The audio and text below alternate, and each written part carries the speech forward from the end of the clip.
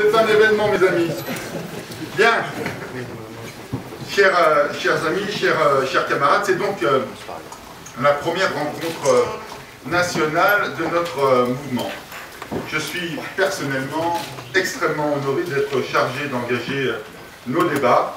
C'est une première, Robert l'a rappelé, et c'est pour nous, c'est vrai, un moment qui va compter dans l'histoire de notre mouvement. Et puis, c'est un petit peu d'émotion, parce que c'est quelques années, de travail, de rencontres, les uns et les autres. Ce sont des moments de convivialité aussi qu'on a partagés dans vos régions, et d'être là tous réunis à Paris pour avoir une discussion commune, pour fusionner en quelque sorte, eh bien c'est essentiel pour nous.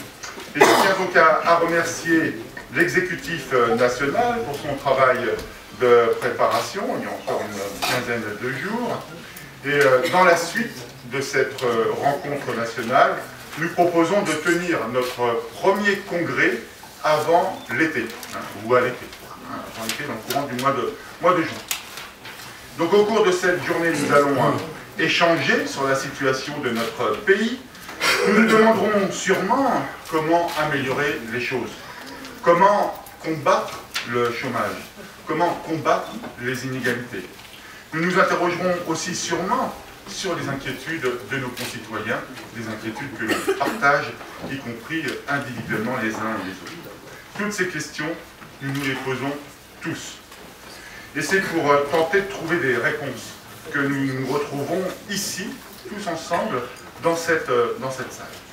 Chacun d'entre nous, Robert l'a souligné, dans notre diversité, avec notre propre parcours militant, avons la même quête d'un monde meilleur. Nous avons la même révolte face à l'injustice, et nous avons en vérité, tous ensemble ici, la même certitude que les inégalités ne sont pas une fatalité. Notre mouvement est tout jeune. Il doit poursuivre son développement. Mais d'ores et déjà, les bases sont posées. Ce matin, nous pourrons le confirmer. Permettez-moi d'en dire quelques mots, juste avant de parler et de détailler un petit peu la situation sociale et politique du pays. Donc je le disais, notre mouvement est jeune. Cela fait 3 ans que nous l'avons créé. Il est temps de faire un premier bilan, et vous pourrez dire votre opinion, votre sentiment, tout au long de la journée. Et plus on sera nombreux à prendre la parole, et mieux ce sera. On pourra faire ensuite une synthèse beaucoup plus riche. Notre objectif n'est pas de reproduire ce qui existe ailleurs dans les autres partis. Notre objectif n'est pas de prendre des parts sur le marché électoral. Notre objectif n'est pas de concurrencer un tel ou un tel. Non, ce qui a concouru à la création du mouvement progressiste, c'est le constat que le pays va mal et que l'organisation partidaire actuelle de notre démocratie ne fonctionne plus. Le débat politique est confisqué par quelques-uns, par les communicants, par les professionnels, les technocrates de la politique, et plus grave encore, par les représentants des forces d'argent. Et les partis actuellement en place verrouillent l'espace. Ils ne veulent pas d'autre qu'eux émergent. Conclusion, nos concitoyens s'éloignent des partis traditionnels, et cela engendre une grave crise de la représentation politique. On le voit bien avec l'abstention aux élections et toutes les enquêtes d'opinion le démontrent. Colosse au pied d'argile, les partis politiques actuels. Ils sont affaiblis humainement, affaiblis numériquement. Ils se sont professionnalisés, ils se sont institutionnalisés et ne sont plus aujourd'hui en capacité de faire vivre de bonne manière le débat politique. Leur utilité est largement contestée par nos concitoyens, au point que certains disent que notre démocratie est en danger, ou en tous les cas, est attaquée. Alors, la question se pose, c'est évident aussi, d'une réforme de nos institutions, d'une autre république, pourquoi pas. Mais pour y parvenir, faut-il encore que les partis actuels s'engagent sur cette voie, qu'il y ait une volonté d'évoluer vers cette voie. Alors vous le voyez, notre mouvement s'inscrit dans la durée. Le débat politique pourra retrouver ses couleurs que si les citoyens s'engagent, que si on leur donne la possibilité de s'engager. Les bonnes volontés existent, il faut encore leur donner des espaces de pouvoir s'exprimer. Le MUP est la seule organisation politique, et plus singulièrement à gauche, à poser en ces termes la question de la crise de la représentation politique. Cette représentation politique, cette manière de faire de la politique, n'est plus opérante. Nos concitoyens, je le disais, ne s'y retrouvent pas. Ils n'adhèrent plus dans les partis politiques. Ils sont même en pleine défiance. La récente enquête du Cevipof le démontre. Il faut donc dépasser le système actuel et tenter d'y insuffler de l'air frais, un souffle nouveau. Alors pour nous, les progressistes, c'est vrai, c'est simple de contester. Nous avons raison de le faire avec force. Nous venons d'arriver sur la place. Alors on peut effectivement être libre par rapport à cet environnement et nous n'avons rien à perdre. Notre seul objectif, c'est d'offrir un nouvel espace à celles et ceux qui ont le cœur à gauche et qui veulent que les choses changent. Chers amis, vous voyez, notre pari de construire une nouvelle organisation politique est un challenge en cette période de crise. Dans ce contexte, nous pouvons apprécier positivement notre rythme de développement. Nous avons dorénavant quelques dizaines d'élus, des représentants dans 15 régions, avec plusieurs centaines de têtes de réseau, représentant environ 3000 sympathisants et adhérents. Certains d'entre eux ont déjà une expérience dans d'autres formations politiques, mais beaucoup n'ont appartenu à aucun parti auparavant. D'autres encore, ou les mêmes, ont des expériences militantes plus associatives. D'autres enfin, et notamment parmi les plus jeunes, ont peu ou pas d'expérience militante. Cette diversité est une richesse et il nous faut la cultiver. Ces données sont encourageantes, mais elles sont aussi provisoires. Notre développement n'est pas une affaire de communication ou un coup politique. Notre démarche est inscrite dans le temps. Nous invitons ceux qui, à gauche, cherchent une maison. La nôtre, il faut le dire, est en construction. Les fondations sont maintenant coulées. Le sol est posé. Nos fondements idéologiques sont connus et partagés par nos sympathisants. Nous voulons faire avancer la justice sociale, l'écologie et la dignité humaine. C'est un projet rassembleur. Autour de l'idée du progrès, nous avons la certitude que peuvent se rassembler des milliers d'hommes et de femmes qui espèrent encore dans la politique et dans la gauche. Sans dogmatisme, regardons quand même l'histoire de cette gauche française. Elle est belle.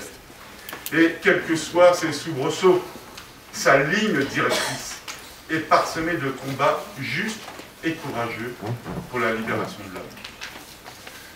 Aujourd'hui, je le disais, la crise de la politique, c'est d'abord celle des partis, pas celle des volontés d'engagement. C'est trop facile de dire « oh, mais les gens ne s'engagent plus, etc. » Que les partis se remettent en question. Cette crise n'épargne pas les formations traditionnelles de la gauche et des écologistes. Leur capacité d'invention, leur capacité de colère ou de révolte constructive est éteinte, ou en tout le cas réellement ralentie. Trop dans le système, ces formations politiques ne peuvent plus ni le modifier, ni le réformer. Le Front de gauche s'enferme dans une stratégie de lanceur d'alerte sans réelle prise sur la réalité en vérité. Pire, son leader assume même son titre de populiste. Populiste ne veut pas dire populaire, vous en conviendrez. Le Parti socialiste, quant à lui, est en crise identitaire. Certains se disant socialistes, d'autres sociaux-démocrates, ou encore une minorité se réclamant du social-libéralisme. Au final, force est de constater que le corpus d'idées du Parti socialiste ne vise pas à contester la suprématie des puissances d'argent, et ce même corpus ne lui permet pas d'envisager le déclassement de la société actuelle. Les crispations du front de gauche et l'inclinaison actuelle du Parti socialiste a créé une véritable faille dans une grande partie de la pensée de gauche en France, dans une grande partie des gens qui ont le cœur à gauche en France. Et chez les écologistes également.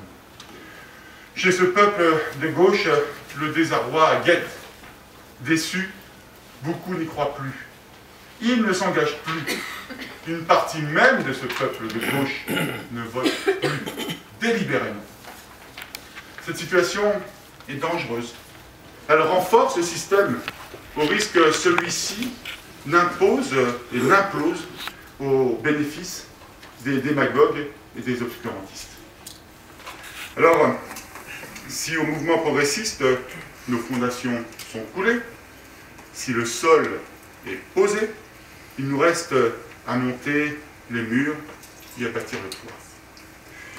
Nous ne serons jamais de trop pour réaliser cette tâche, d'autant que les autres, le PS et le Front de gauche, mais aussi les petites formations éphémères qui fleurissent la veille des élections, nous voyant comme des concurrents, ne nous font aucun cadeau et nous n'en ferons aucun.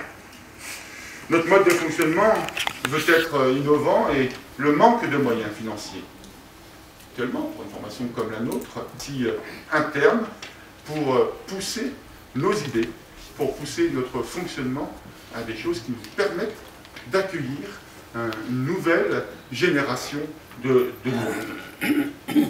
Je tiens à ce propos à saluer l'engagement de nos animateurs locaux, nos délégués départementaux et régionaux, qui font un travail militant remarquable chaque jour, et qui font un travail d'arrache-pied pour nous faire connaître, pour essayer de développer notre mouvement dans leur région, dans leur ville et dans leur quartier.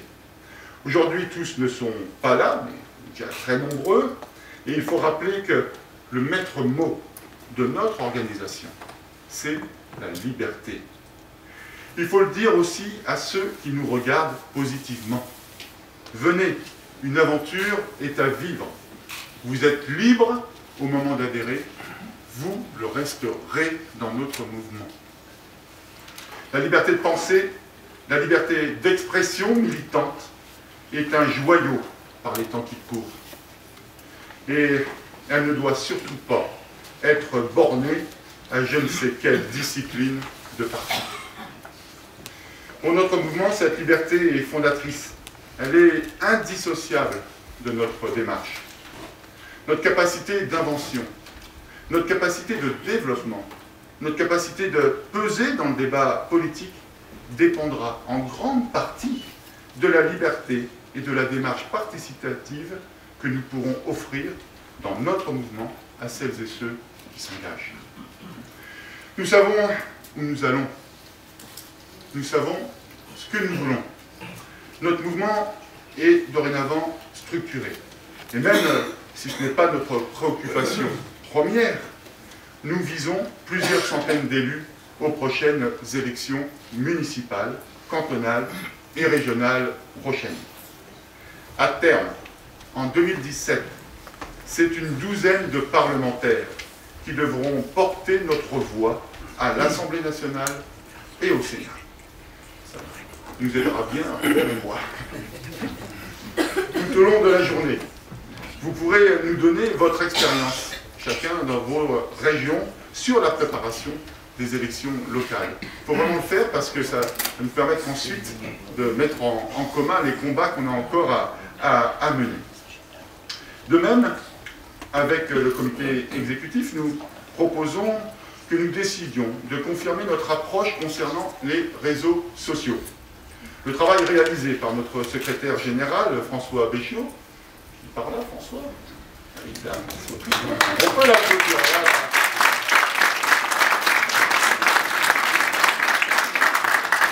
Il n'y en a aucun ici qui n'a pas eu un coup de fil de François. Notre secrétaire général, notre exécutif national, ainsi que plusieurs amis, a permis de développer notre notoriété. Preuve est faite qu'Internet est indispensable à une formation comme la nôtre. Bien sûr, il faut aussi développer les contacts humains, mais Internet est une base. Là encore, pour Internet, l'innovation est possible. Elle nécessite des moyens financiers importants que nous devons mettre en place. C'est une décision que nous pourrons prendre aujourd'hui dans notre rencontre nationale. Il faudra aussi, cette année, déménager notre siège et nous installer à Paris dans des locaux plus adaptés et plus centraux. Voilà, maintenant je viens à l'actualité politique et sociale de notre pays. Je serai un peu plus court.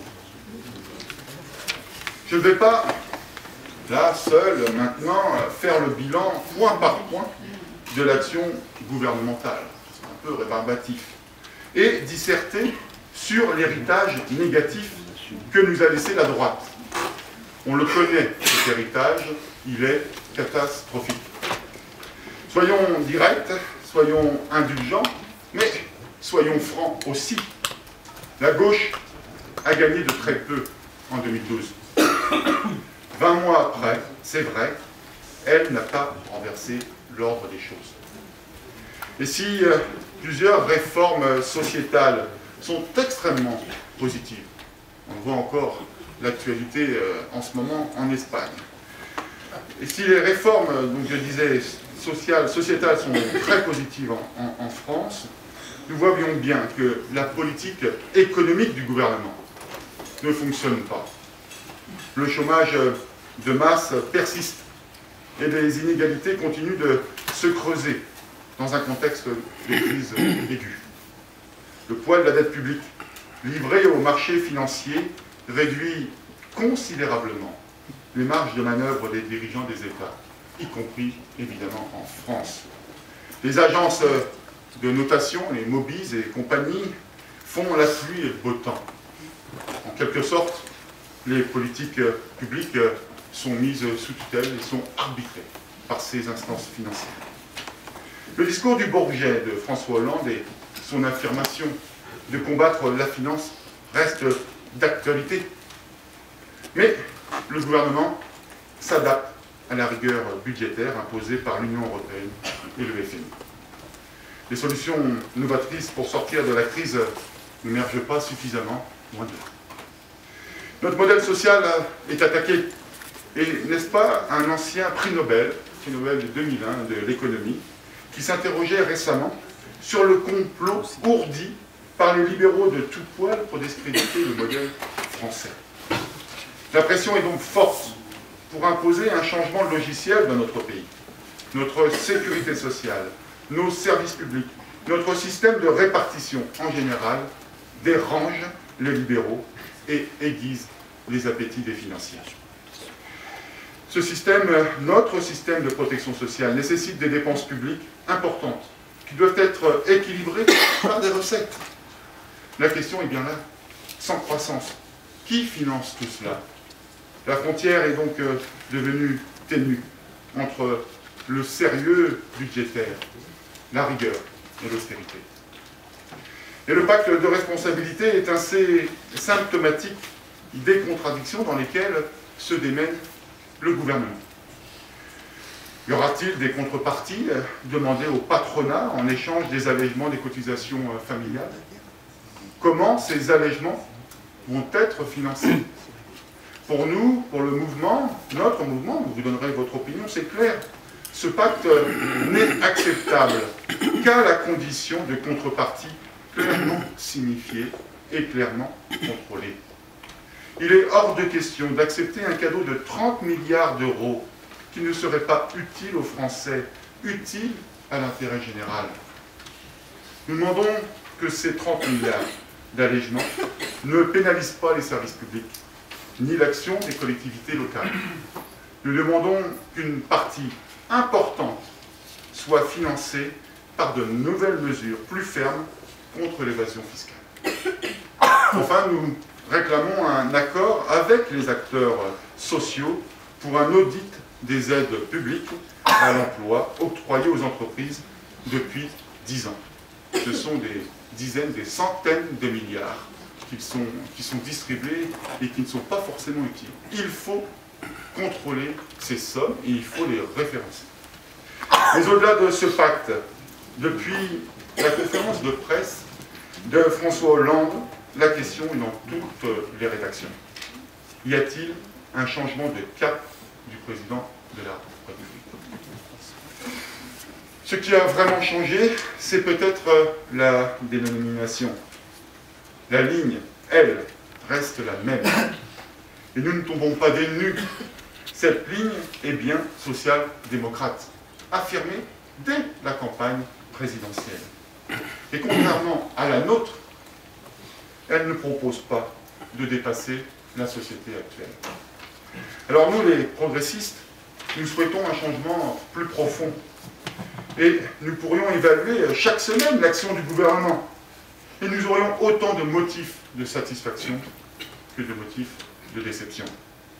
Notre analyse de l'action gouvernementale est libre. Nous avons notre propre capacité de jugement, notre propre capacité d'action.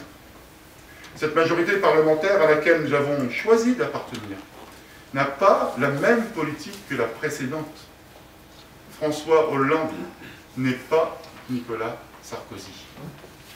Avec la droite au pouvoir, ce serait une fuite en avant vers l'autoritarisme sur les questions sociétales. Ce serait la dérégulation économique et, au bout du compte, je le crois profondément, la régression sociale.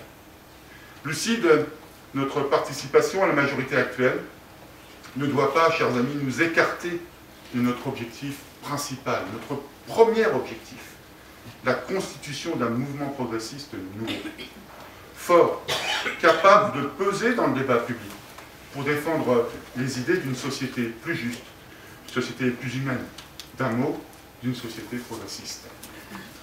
Voilà, mes amis, je ne souhaitais pas être plus long, j'en ai maintenant terminé. Il nous faudra beaucoup de talent, je sais que vous en avez toutes et tous, pour faire avancer nos idées, du talent mais aussi de pugnacité, qui va nous demander d'avancer dans notre combat commun. Je vous remercie tous pour votre attention. Merci.